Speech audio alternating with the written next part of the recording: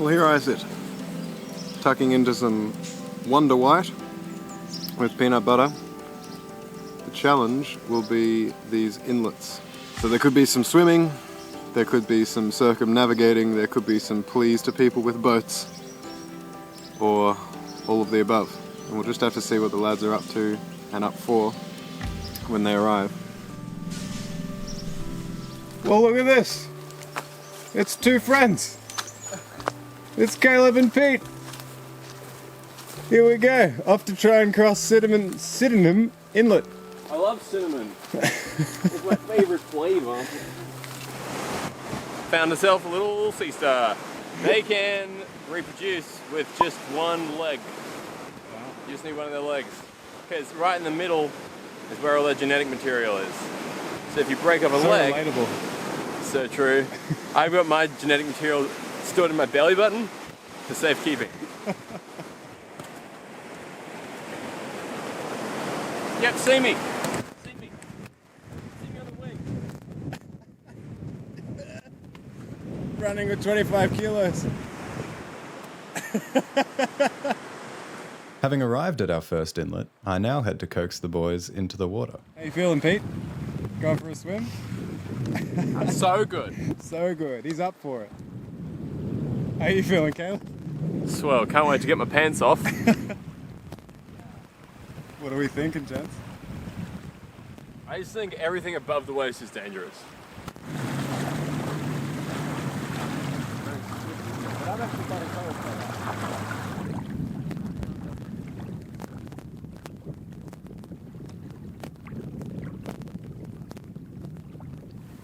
You look very happy. I love this. That was so much fun.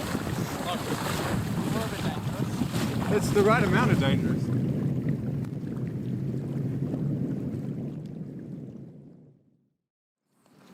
We've got another half day together today. They'll at least see me across an inlet.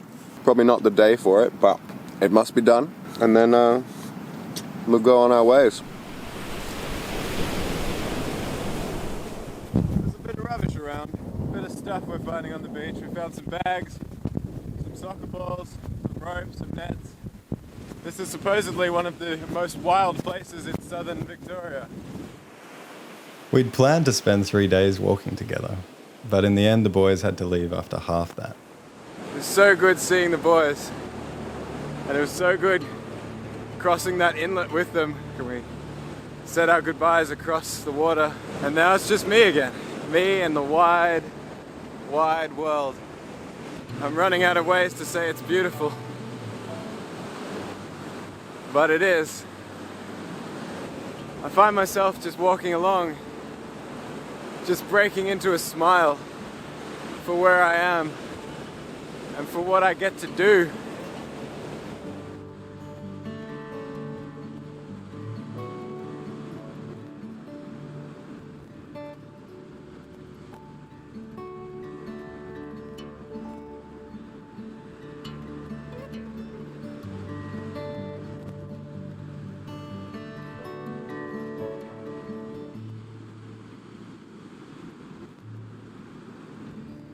You know, as I sit here, finishing off the remainder of my ramen soup with dandelion, you know, it's not that hard.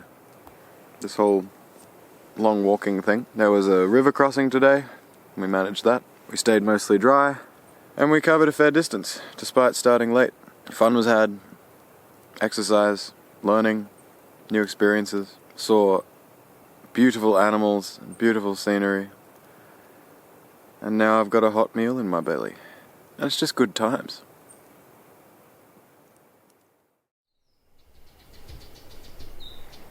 Big day of walking today.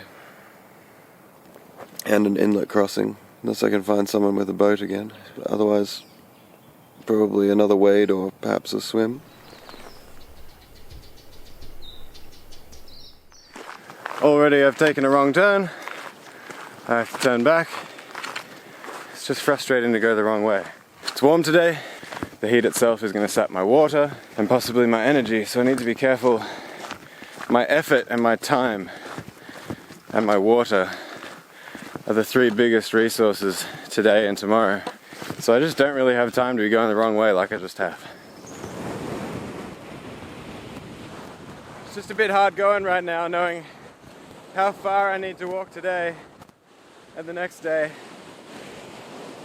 Not knowing if my water will get me there. Feeling hungry, feeling tired. Having said goodbye to the boys yesterday, I wasn't ready to leave them. I was just adjusting to being around friends again when we said goodbye. And it would have been such fun walking up here with them. So it's just a bit lonely right now as well. What are you? Those are enormous vertebrae. That's the size of my hand. Wow. Those rib bones? It's amazing what washes up here. I saw a crate from the Sydney fish market. This might be one here. There we go. Get hooked on fresh fish. We're really into the wilderness section of this park walk now. And this place is specifically managed to give you the quote-unquote wilderness experience. And there aren't really any paths. Just these human/animal trails, which are not always trustworthy. And sometimes they just end. I just can't appreciate things anywhere near as much as I want to when I'm thirsty. It's the simplest thing. And part of me just wants to scull a bunch of water and figure out tomorrow's water tomorrow. But while I'm not going to die going all day tomorrow without water until I reach Malakuta, I don't think that's a good idea. I'm looking at what is a probably salty pond. I might test it just to be sure, because if it's fresh, then we're in business. It looks pretty clear. I put double the normal amount of disinfection tablets, and in half an hour we'll give it a taste and see.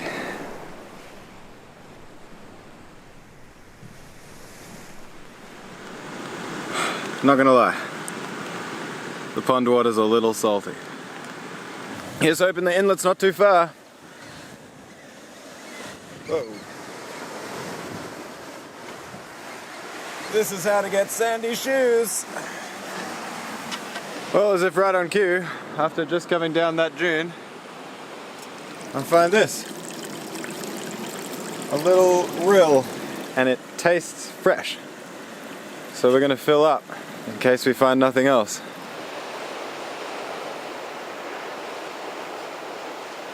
Well, this is one of my temptations when I'm out walking, is to just trudge through it all. But if I'm gonna do that, I may as well drive. So I can't. I've got to stop. No matter how much progress I think I'm losing. But I may never be here again.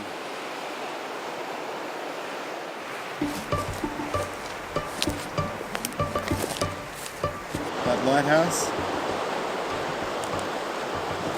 That's where I started this morning.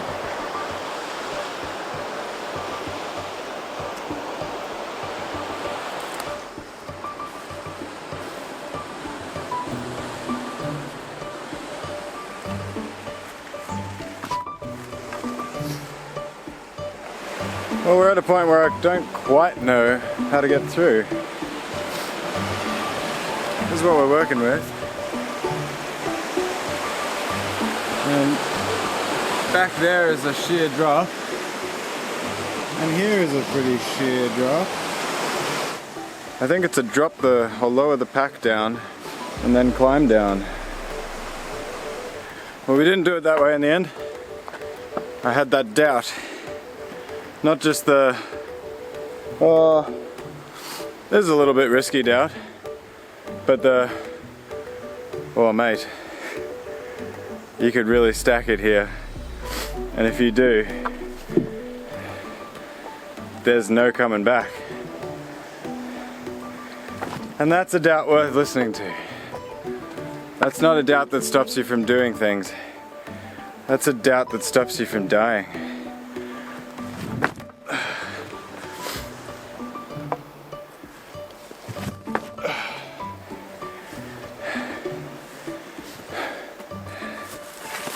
Should probably turn the camera off here. Need to concentrate a bit. We are somewhere in the Ramehead Remote and Natural area. And they said it. It really is the pathless wilds here. And the inlet is definitely ahead. But it's after 5 and it's been quite mental walking, some of this. This rock hopping, this finding paths, this turning around and going the other way.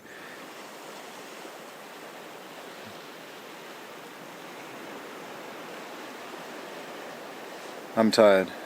I really want to be where the sun shines. But these rocks just keep going forever. This is a big stretch. This is a hard stretch. Look at this. Blessed beach walking. First step.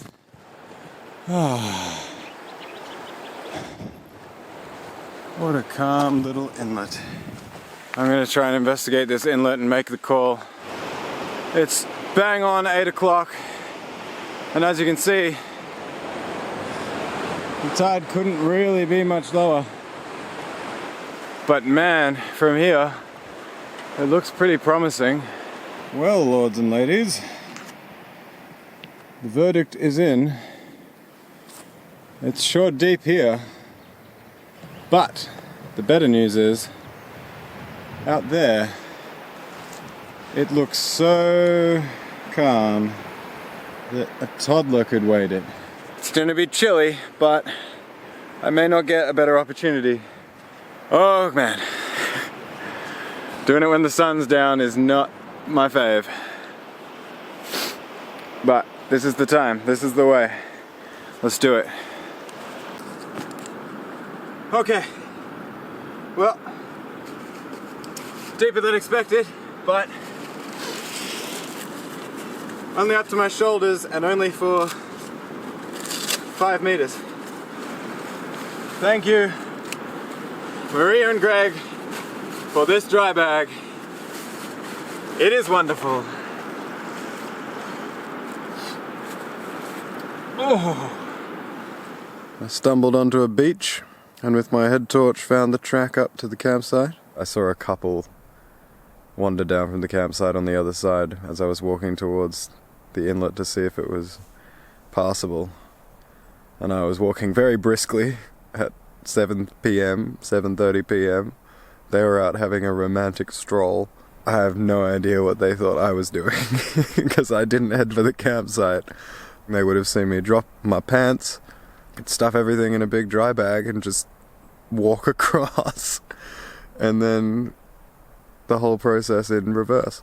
And I wonder whether they thought, if they saw me, that I was stupid, crazy, or whether they thought, oh, there's a guy doing a thing.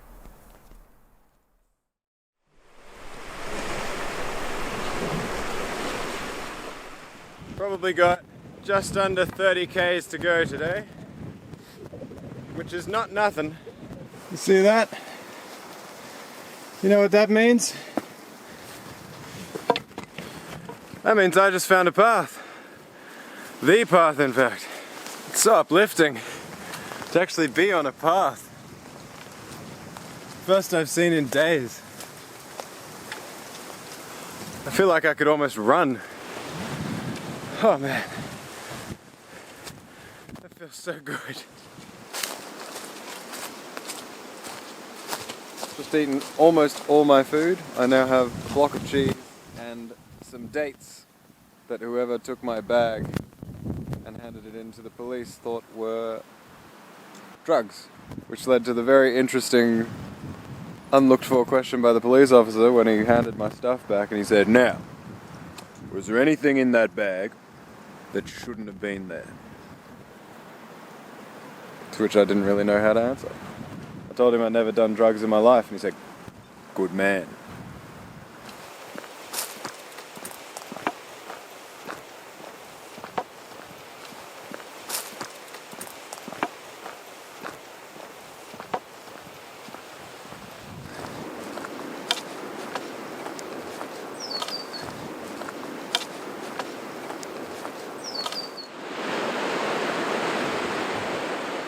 Melbourne to Malakuta, 16 days, mostly on foot, partly on kayak, but we're here. So here we are out in the wilderness, looking for adventure. Why didn't you just drive here like we did? I love the idea of traveling across a distance to go do a thing. Most of the stories that I really get into, the destination is what they're doing it for. They're not doing it to go walking. Bilbo's not out there just to be on his feet for a few days. They're doing it with a destination in mind, and adventure is what you find along the way. Like, you have to pass through mountains and forests and beaches and all sorts of terrain and all sorts of obstacles, both foreseen and unforeseen, in order to get to your destination. The destination is not adventure. I think I've done this a lot, and I think a lot of people I know do this a lot, where they go looking for adventure as the end goal, going on a car trip or whatever it is, flying to another country for a holiday, and you go seeking adventure or excitement, and that's the goal. But I'm going to Sydney as my goal, and I'm just seeing what happens along the way. You don't know what's coming, and you don't know how it's going to be until you get there. A lot of this land I've travelled over, I've never been to before. You know, knights don't go on quests. Yeah.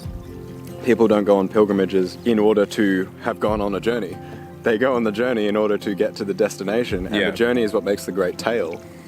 This journey is about the destination. Next time on my slow travel experiment.